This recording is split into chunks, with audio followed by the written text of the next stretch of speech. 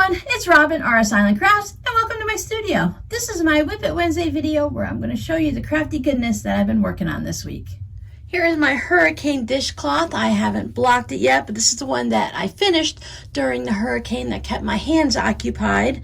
And then I started another one, and I know I haven't even hit the halfway point with that one yet. So this will get blocked and it will go into my tuck-in Etsy gift little bin that I have where I pull out things when you guys order things from my Etsy shop, and I pull something out and I give it to you as a little free tuck-in thank you gift.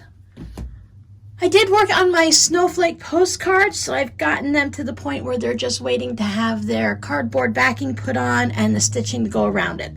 So I'll just show you a few of these. I found this snowflake ribbon at the Dollar Tree.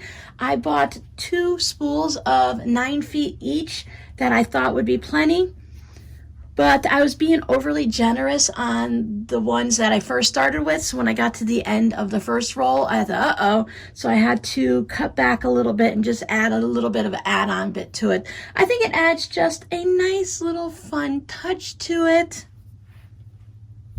So here's just some examples of some of the ones that I have.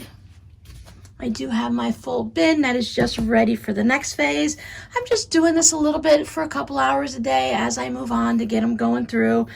And it does seem like a lot of work. Many of you are like, you're crazy, that is just way too much work. And it is a lot of work, but it's always been done in small little chunks, and I've enjoyed the process. And hopefully when these are finished and they get mailed out to everybody, that those who receive them will also enjoy their little snowflake postcard. So you see some of them did not get a ribbon. I ran out before I got through all. I think I made 62 of these postcards.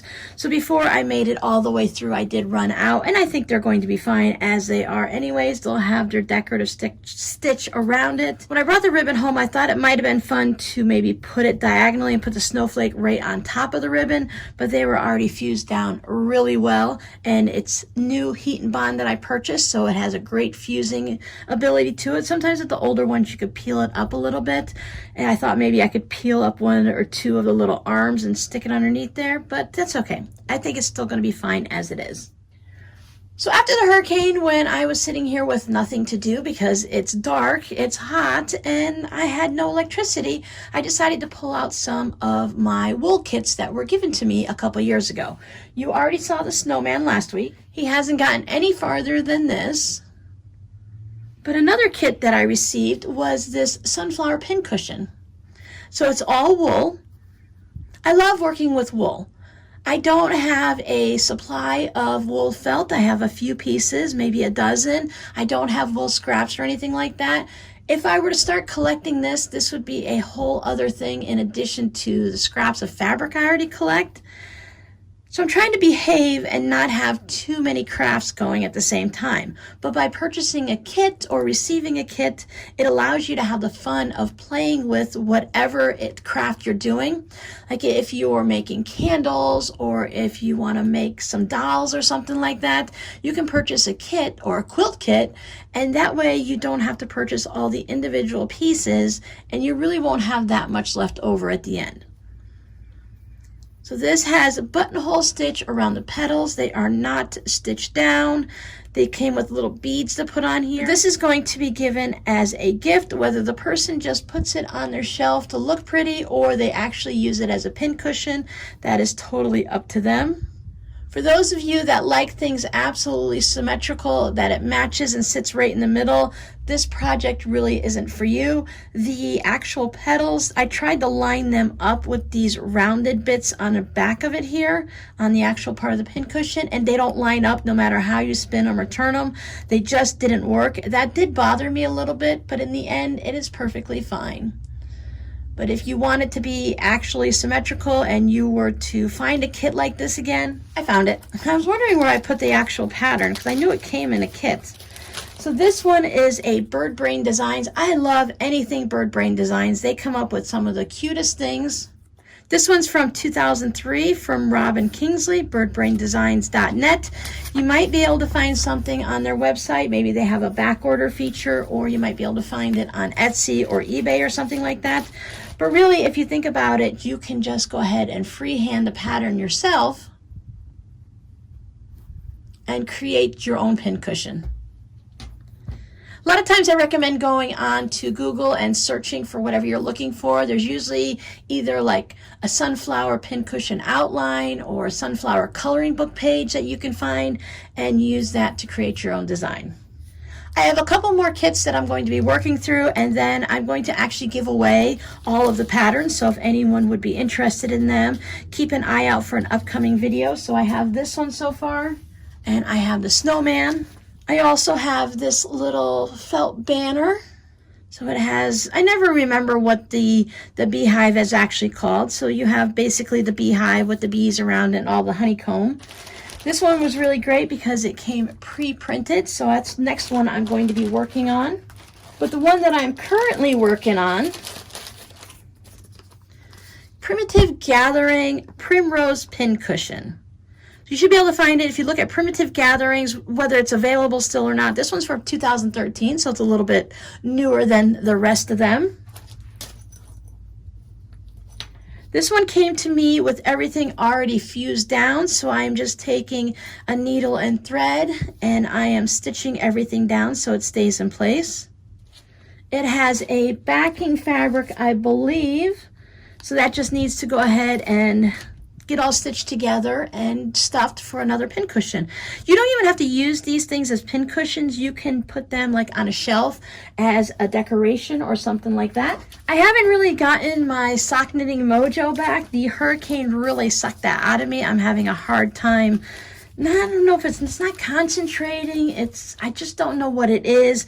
It's just something about the repetitiveness of the stitching of the socks, the knitting of the socks, that is really just not keeping me motivated to work on them, which is funny because these projects are just over and over and over like this, and I had no problem working on them. I also had no problem working on my birdie stitches. I have one more block left. So there is my December one. I stuck with mostly the red and the green for Christmas, of course, and then I just added a couple extra colors in. I didn't do anything too fancy. I just followed the X's all with one color on the garland for the lights. With the back stitch, it really has about the same design on the back, just slightly messier. And then I also did January. January is the snowman, and there are a lot of little swirls for the snow and snowballs on his belly. So the last one for me, because I started in March and I started with the March project, is the February one, and I've gotten really just so far. I used one color pink. I did a heart of shooting heart, like a shooting star, I guess, and a little bit of a flower, and that's about as far as I got for that. These two really burnt me out after a while, and after all them little snowballs on there, I just did not feel like working on this project. But it's going to be really nice to have the individual embroidery pieces finished so that I can go ahead and start turning them into little mini wall hangings, little mini quilts that I can hang up each month to celebrate the month. Instead of putting them all into one quilt as the original design was meant to be, I thought it would be more fun to just have one little decoration that goes up each month. Because where am I going to put a big quilt that has 12 blocks in it? I think they end up being 12.5-inch blocks. So where am I going to put that big thing? Am I going to hang it up on the wall somewhere? I'm not going to enjoy it as much as if I just take one of these and maybe put it over here in front of me where I'm sewing all the time so I can see it as a nice decoration, or put it in the living room in that space up above the TV so your eyes are kind of in that direction anyways. I'm not going to do the same thing I did with the original ones as was designed, where you put 2.5-inch squares all the way around. I am going to just put some type of a fabric and border it around and frame it for whatever month. So for Christmas, I will find a Christmas fabric that I really enjoy, and I will border that around with that and use that. I don't know if I'm going to put binding on them or if I'm just going to do the flange on them or something like that. I haven't exactly decided, but we'll figure that out as we work on them next year. So for those of you that have been stitching along with me, are you guys almost to the end? Did you work on yours January through December? So are you on October's this month? I've been keeping all of mine in this little bin or basket from the Dollar Tree. It was the perfect size. and shape to just have everything in there. I could keep my floss that I've been using and all of my blocks. So there is October's block. Just had so much fun working on all of these, and I hope for those of you that were playing along with me and stitching yours up that you have been enjoying them also. Back to stitching and sewing with my patrons. We worked on this little lovebird mug rug. It's supposed to have a little mistletoe so that the little birdies are kissing. I just didn't want to do the mistletoe. I've been making my mug rugs so while they're quilted, it doesn't go quilted all the way through the back. I've just been enjoying having a nice flat back and then doing my stitching on here. For a project this small, you can get away with not having the quilting go all the way through. These, for me, I'm meaning them to be more like a mini quilt to decorate the wall versus an actual mug rug, because they're more of a piece of art to me. They're not just a spot to put your coffee and some cookies. So I've done a few of them that way, where you have plain fabric and then you have some squares or something. But with a design like this, I feel like this is more of a wall decoration or something to set down somewhere on a table to look at, but not necessarily to put a cup of tea or coffee on it. I think hot cocoa would stain that really quickly. So I did finish all of my winter Christmas type mug rugs that I used. The 1 fat quarter for the background with the blue stars and everything. I love them. I love them all. I loved them when they were just by their own, but once you start putting the stitching on it, I had chosen that guy to be my favorite, but I love Santa anyway and the snowmen, so these two are now my favorite, and these are really a close second. How can you actually choose just one? I think as a set, they all work so well together. So whether they are given away as gifts to individual houses, or you keep them for yourself and put them up on one of your walls or just somewhere near wherever you're going to be celebrating Christmas or something like that. And I think for those of you that don't want to put up a tree, I don't think I'm going to be putting up a Christmas tree this year again. I just find it so much nicer and less cluttered in my little tiny house here not to have a big Christmas tree, dealing with the cats trying to sleep in the tree and knocking ornaments down. I can't put up my favorite ornaments because the cats will destroy them. So I find it better for me just to decorate my walls and any flat surfaces where I can actually see something. So something like this would be nice to decorate for Christmas and the winter without having to have a tree. I've done the little tabletop trees. I've done the mini trees. I've thought about making a tree. There's so many YouTube videos where you could put a tree on your wall so that it's not actually touching the ground and it's flat against the wall. I thought about doing that, but for me, I'd rather have one wall that is just full of stockings and then have a variety of little things like this throughout the house. Enjoying working on a variety of crafts is not always a good thing. Sometimes it just causes extra clutter in your life. You have more things that you have to keep organized and store. You have projects, long-term WIPs, because you don't work on them all the time. But I find at times like this, when I'm just not in the mood to do certain things, it's really beneficial to have other types of projects to work on. And since many of the projects don't actually have deadlines other than Robbie socks for Christmas, it's really easy to just set them aside for a future time when I'm in the mood to work on it again. So you may see one type of project on a WiP It Wednesday and you might not see it again for months and months, or even years and years. One of the projects I didn't show you is all of the zipper pouches I've been working on. I'm going to save these for a future video. I might just pop it up separately because right now my Etsy shop still is not open. I'm still waiting on internet. Today is Sunday the 16th, I believe. And the internet company said that I would have internet on last Thursday and then on Friday, and now they're saying Monday. So I'm not holding my breath. I can't put these in the shop yet until I actually have internet to, one, get them actually uploaded and into the shop, but also if anyone purchases anything, I need to be able to get into my shop to print out your shipping labels, get everything packaged up, make sure I've answered any questions and I'm not missing anything in your order. So I'm gonna hold off on these, and when I'm ready to open the shop again, I will show these to you in a separate video and just let you know the Etsy shop is open and we're ready to go. So your scrappy word for this video is going to be zippers. I ask you guys this all the time. Do you love to do zippers? Do you don't do zippers? Some people have tried zippers and they just can't get it. I had to make many, many pouches to find my way with zippers, to figure out how to work them the easiest and the quickest way for me to actually make these zipper pouches. Are they perfect all the time? No, but go into a store and maybe look at a Coach bag or any of those other high-end ones.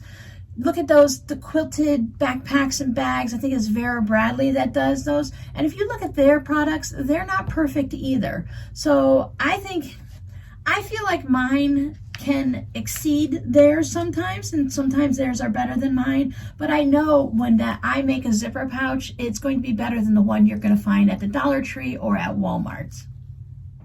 I recently rearranged because as our channels and our lives grow, we change things. So I recently went from using the scrappy word and a random fabric postcard giveaway to giving away fabric postcards if you use a scrappy word in your comment on the first WiP It Wednesday of the month. Now, due to Hurricane Ian, I just kind of got that WiP It Wednesday out. I didn't do anything with the fabric postcards. So we're going to call this one the fabric postcard giveaway if you use the scrappy word zipper in the comments. Sometimes I pick out one person and sometimes I pick out 5 or 6. I like to roll a die and see what number that says and then give away that many fabric postcards. So as a quick recap, use the word zipper in your comment and that will automatically enter you into a giveaway to win one of my fabric postcards. I have a container of them in the other room and I'm going to leave it as a total surprise of what you might get. But I think I'm going to hold off on some of my Snowflake ones so that when we get closer to December and January, we can use those as fabric postcard giveaway items. So if you made it to the end of this video and you're feeling a little confused just like I am right now, it's okay. It's normal. Sometimes I ramble and it just doesn't make sense because I don't plan ahead. They say when you have a YouTube channel, you should write a script and you should go by that script and you should follow it all the way down.